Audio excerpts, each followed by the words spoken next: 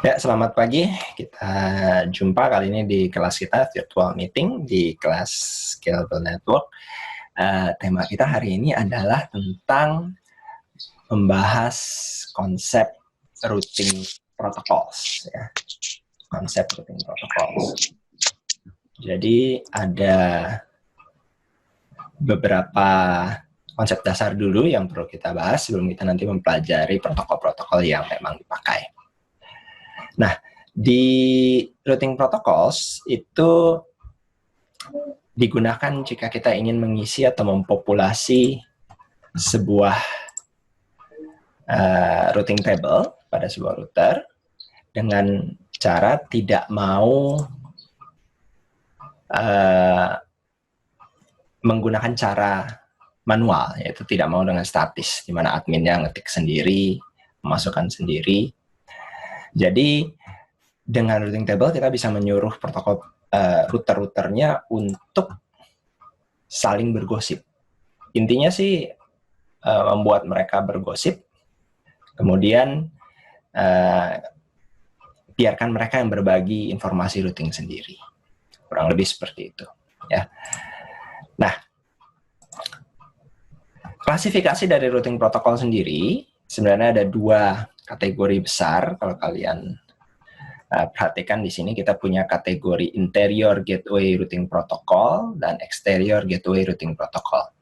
Interior itu khusus untuk penggunaan intra di dalam organisasi, intra-organisasi. Sedangkan eksterior itu khusus untuk antar organisasi atau digunakan di internet. Interior gateway sendiri dibagi lagi menjadi dua pendekatan, yaitu distance factor. Distance ini konsep dasar adalah jarak. Link state ini adalah status jalur, ya. Sedangkan EGP eksterior hanya menggunakan satu, yaitu path vector. Distance vector routing protocol nanti dibagi lagi yang mendukung gaya IP classful, IP versi 4 classful, dan gaya yang classless. Sedangkan pada link state, contohnya langsung saja ada dua protokol ini, OSPF dan ISIS. Pada path vector, contohnya adalah border gateway protocol. Sedangkan pada distance vector tadi yang mendukung classful, contohnya adalah RIP versi 1, IJRP, pembagiannya seperti ini ya, yang classful. Ini yang mendukung yang classless. Ini perbaikannya, RIP versi 2 perbaikan dari versi 1, EIJRP perbaikan dari IJRP. Gitu. Nah, kita lihat lagi di topologi berikut, kalian bisa melihat bahwa antara organisasi-organisasi yang dilambangkan dengan awan-awan ini, yaitu tiap-tiap organisasi memiliki nomor autonomus sendiri. Ini kita anggap sebuah organisasi yang independen sendiri gitu ya. Dia mau menggunakan interior gateway routing protokolnya seperti apa, itu terserah. Model yang apa terserah, karena itu haknya tiap organisasi. Sedangkan untuk eksternalnya, antar organisasinya, itu pasti yang digunakan adalah border gateway protocol. Nah, kita fokuskan pertama dulu pada distance vector routing protocol. Jadi distance vector routing protocol ini adalah protokol-protokol yang menentukan prioritas dari sebuah jalur berdasarkan komponen jarak. Jaraknya dalam tanda kutip memang, yaitu maksudnya adalah seberapa jauh sih kalau saya mau mengirimkan paket ini menuju tujuannya, kalau saya mengirim melalui jalur ini. Jadi maksudnya distance di sini adalah how far, seberapa jauh. Hitungan jauhnya sebenarnya adalah berapa banyak router yang harus dilewati. Jadi bukan mengukur berapa meter kabel, melainkan berapa banyak router. Vektornya sendiri adalah jarak, arah. Jadi distance vector artinya dia mempertimbangkan seberapa jauhnya, berapa banyak router yang harus dilewati, dan arahnya kemana saat mau mengirimkan sebuah paket. Itu konsep dasar dari distance vector. Distance vector routing protocol adalah protokol yang dikembangkan paling awal, gitu ya. Jadi protokol ini merupakan protokol generasi awal, generasi pertama. Dan cara kerjanya juga simple. Sebagai contoh, kalau kalian lihat di gambar, router 1 mengetahui bahwa jarak untuk mencapai jaringan 172.16.3.0 melalui router 2. Nah, dia akan menghitung, oh, jaraknya dari saya, router 1 ini, menuju ke jaringan yang di sini, itu satu hop, satu lompatan. Lompat ke router 2 dan nyampe. Jadi biayanya adalah satu hop. Arahnya menuju router 2.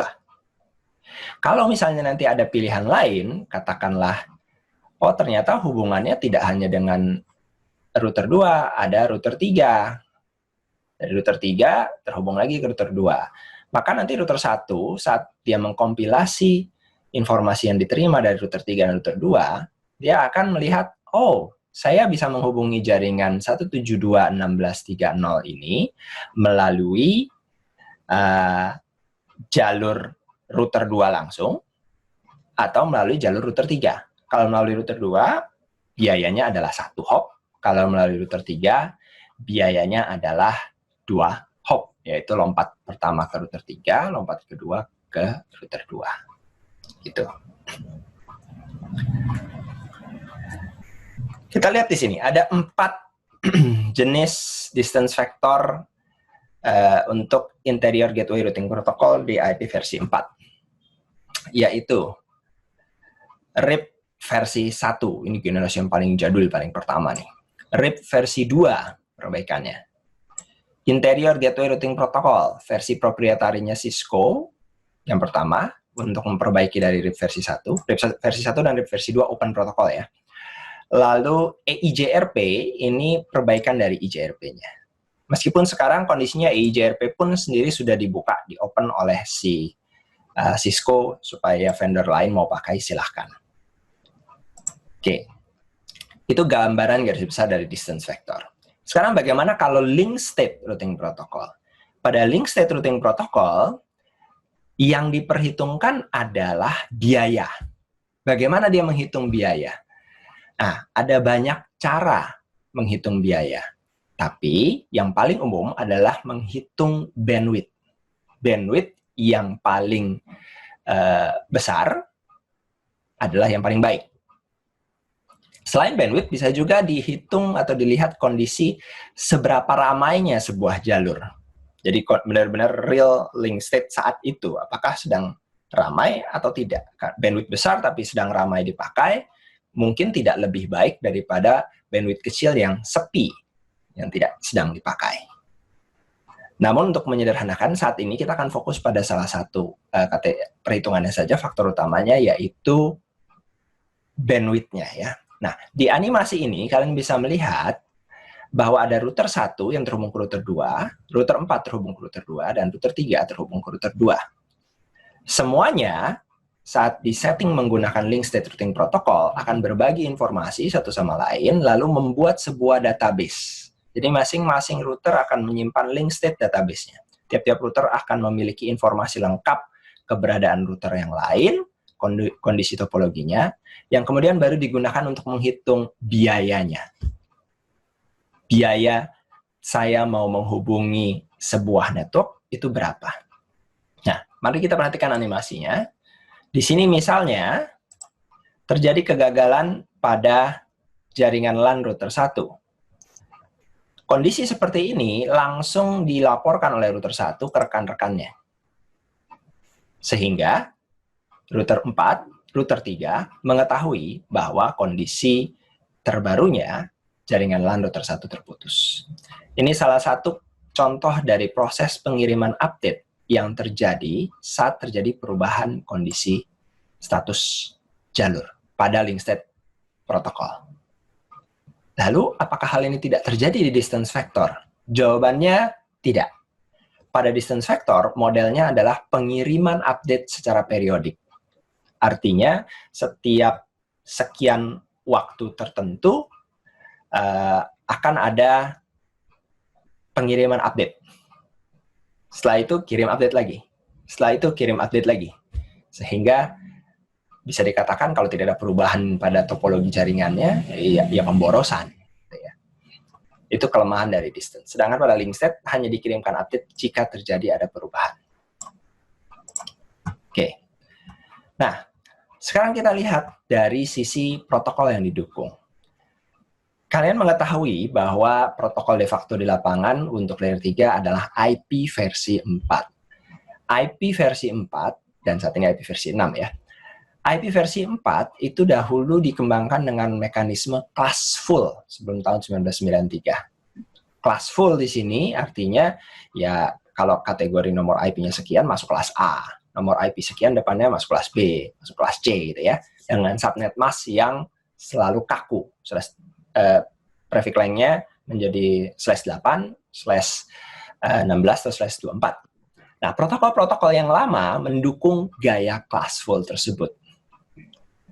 Gaya classful ini juga mengindikasikan bahwa kalau terjadi kondisi discontinuous network atau jaringan classful-nya itu ternyata sudah dibagi lagi, kemudian terpisah pada dua sudut yang berbeda, akan mengakibatkan proses yang mengacaukan pada protokol routing yang mendukung hanya classful. Sebagai contoh, perhatikan gambar berikut.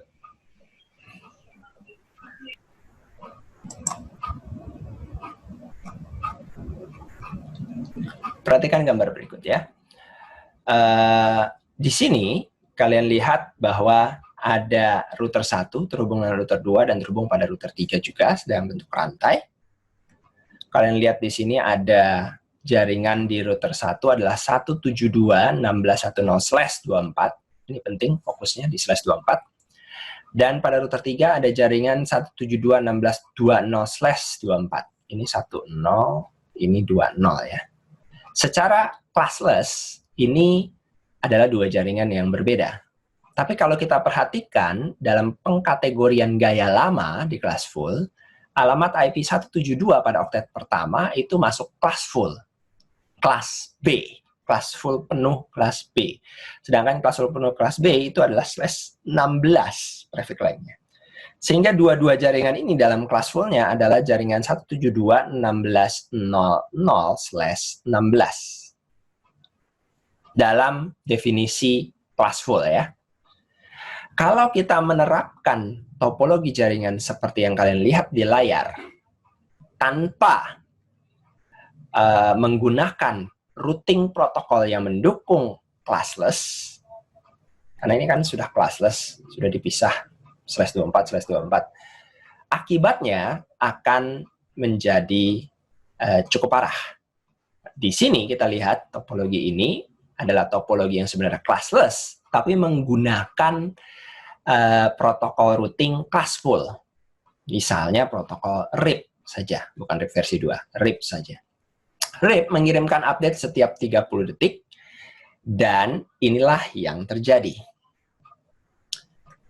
Dalam kondisi pertama, routing update dikirim dari router 1 kepada router 2. Kata router 1 pada router 2, "Hey router 2, saya punya jaringan yang terhubung dengan saya, nama jaringannya 172.16.00. Tidak ada subnet mask yang diinformasikan. Karena pada RIP versi 1 mendukung classful, dia tidak perlu mengirimkan subnet mask. Langsung ketahuan, kata dia, 172 pasti kelas B. Kelas B pasti /16. Kenapa dia mengirim 172.16.00? Karena dia melihat jaringannya adalah 172.16.10/24 yang sebenarnya adalah bagian dari classful 172.16.00. Jadi yang dikirimkan oleh router 1 ke router 2 adalah full, maksudnya nilai dari classful-nya 172.16.00. Dan ini yang diberitahukan pada router 2. Sehingga router 2 mencatat pada routing table-nya, oke, saya catat di routing table saya, informasinya dari protokol RIP di sini, R, bahwa ada jaringan 172.16.00/16, ini classful-nya ya, yang dikirim, yang bisa dihubungi melalui 172.16.11, yaitu alamat IP yang ini. Alamat IP menuju router 1. Saya terima 11 detik yang lalu, dan saya bisa mengirim melalui serial 000. Ini yang diterima karena menerima informasi dari router 1, router 2 menginterpretasikannya, kemudian menambahkannya dalam routing table-nya. Perhatikan juga di sini biayanya adalah 1. Ini adalah nilai biayanya, nilai hop-nya, 1 di sini. 120 adalah administrative distance untuk prioritas antar protokol. Yang kita fokuskan di sini yang ini, setelah tanda slash-nya, 1. Oke. Berikutnya, router 3 yang juga terhubung ke router 2 mengirimkan juga routing update-nya. Karena jaringannya adalah 172.16.20 dan protokol yang digunakan adalah RIP, yaitu Class Full Routing Protocol, maka yang dikirimkan hanyalah 172.16.00. Hey router 2, kamu bisa menghubungi jaringan 172.16.00 melalui saya. Kurang lebih begitu ceritanya. Lalu saat diterima oleh router 2 kemudian bilang, oh, saya juga tadi sudah sempat nerima ya dari router 1. Dari router 1 ada 172.16.00, dari router 3 juga ada 172.16.00. Oh, lihat biayanya. Oh, dari router 1 biayanya adalah 1. Dari router 3 biayanya adalah 1. Wah, sama nih. Biayanya sama. Kalau gitu saya letakkan dua-duanya di routing table saya, karena saya punya mekanisme equal cost load balancing. Jadi biayanya sama dan saya bagi 2 load balancing, yaitu untuk menghubungi jaringan 172.16.00 saya bisa kirim melalui 192.168.2.1 jalur yang ke router 1 atau 192.168.1.1. Yang pertama 2.1 ini yang menuju router 3, lalu 192.168.1.1 menuju router 1. Artinya router 2 menganggap untuk mengirim paket ke 172.16.0.0 saya bisa melalui router 1 atau router 3 dan biayanya sama. Oke? Nah, masalahnya di mana? Masalahnya adalah saat kalau terjadi pengiriman. Misalnya router 2 mau mengirimkan sebuah paket ke 172.16.1.1. 172.16.1.1 ceritanya adalah ini, interface router 1 yang sebelah sini. Atau IP apapun yang ada di belakang dari switch ini. Karena disusun dengan equal cost load balancing, router 2 mengirimkan perintah ping-nya 50%, 50%. Yaitu 50% ke arah router 1, 50% ke arah router 3. Kenapa? Karena IP 172.16.1.1 masuk di dalam routing table 172.16.00, baris yang ini. Dan saat yang masuk baris yang ini artinya dapat 2 pintu keluar, akan dibagi sama rata. Sebagian masuk router 1, sebagian masuk router 3. Saat yang masuk ke router 3 akan membalas dengan ICMP ping destination unreachable, sehingga kembali di router 2-nya unreachable. Kata router 3, saya nggak bisa menghubungi jaringan itu. Gitu ya. Kata router 1, oke, saya bisa teruskan. Dan saat diteruskan, kemudian host membalas. Kebetulan kali ini adalah router 1 sendiri membalas. Ke router 2, jadi ada titik berhasil. Dan di sini kenapa kita melihat U titik U titik U. Kenapa? Karena sebagian masuk ke router 1, sebagian masuk ke router 3. Dan di sini, kalian bisa lihat trace route-nya, proses trace route-nya 172.16.1.1 akan menunjukkan bahwa sebagian dia kirim melalui 192.168.1.1, yaitu yang ke router 1, sebagian dikirim melalui router 3. Nah, itu masalah kalau kita menggunakan classful routing protocol pada kondisi network yang sebenarnya saat ini sudah classless. Oke, sampai di sini saya akan unmute semua. Kalian semua terbuka. Silakan kalau ada yang mau ditanyakan.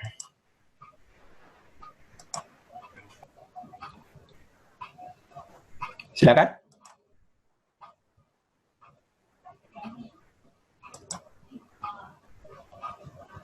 Tidak ada?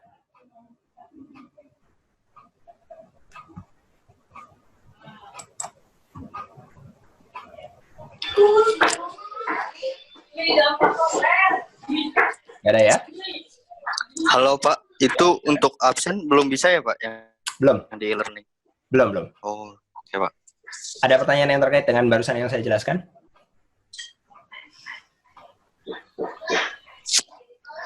Gak ada ya? Oke.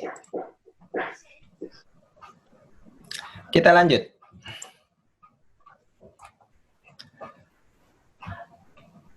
Di absen kan dilihat dosennya kan.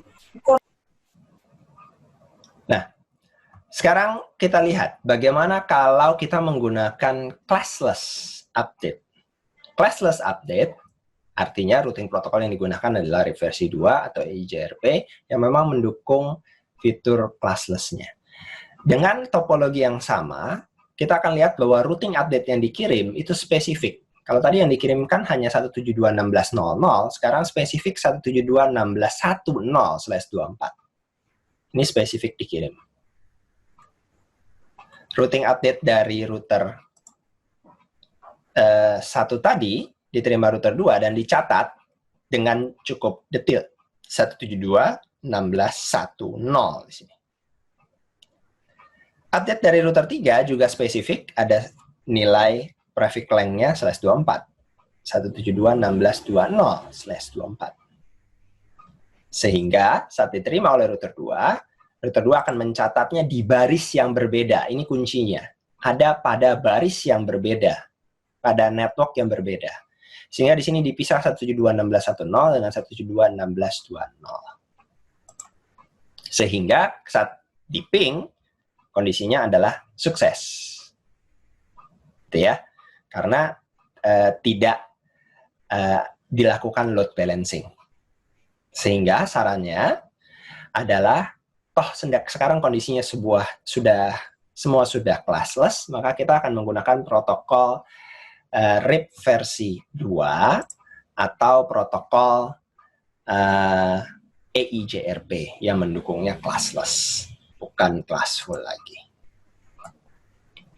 Mari kita lihat sekarang, membandingkan routing protokol. Jadi untuk membandingkan routing protokol, kita lihat di sini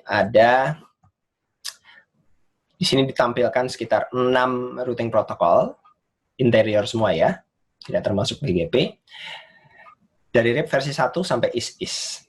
Faktor pertama yang diperhitungkan adalah speed of convergence, kecepatan konvergensi atau kecepatan mereka berbagi informasi, kemudian sama-sama mempelajari jaringan yang ada, lalu mendapatkan kondisi terkonvergensi, yaitu kondisi di mana informasinya sudah lengkap, routing protokolnya sudah mendapatkan informasi tepat, routing table-nya sudah benar. Pada RIP versi 1 lambat, slow. RIP ini pada dasarnya lambat. Kenapa? Karena modelnya adalah periodic update. 30 detik baru update. 30 detik baru update, sehingga lambat. Pada IGRP, yang merupakan perbaikan IGRP, sedikit lebih cepat karena mekanismenya merupakan hybrid, gabungan antara distance vector dengan link state. Pada link state, itu modelnya cepat semua. Karena begitu ada perubahan, langsung kirim update. Skalabilitas. Untuk distance vector, umumnya kecil, small, dukungannya. Bahkan hop tertinggi itu hanya sampai 16 hop, gitu ya. Jadi tidak bisa dengan rantai lebih dari 16 router.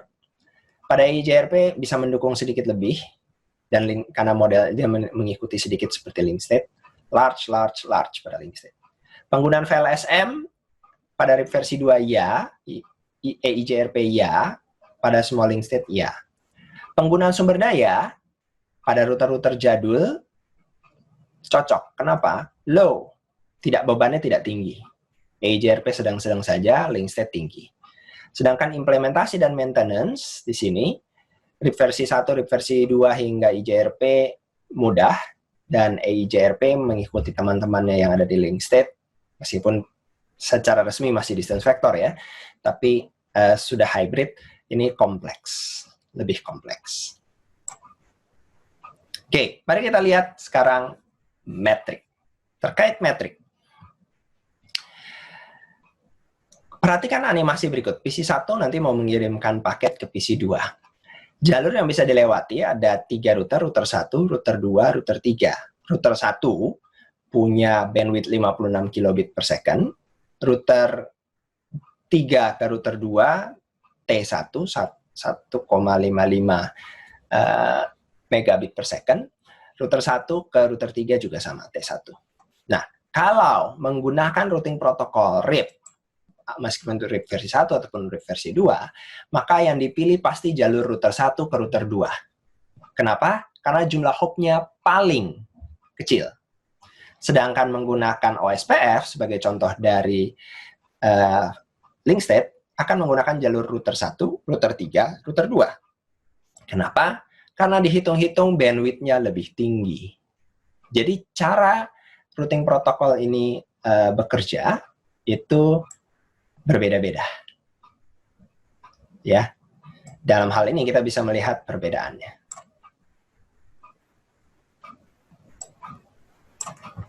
Oke.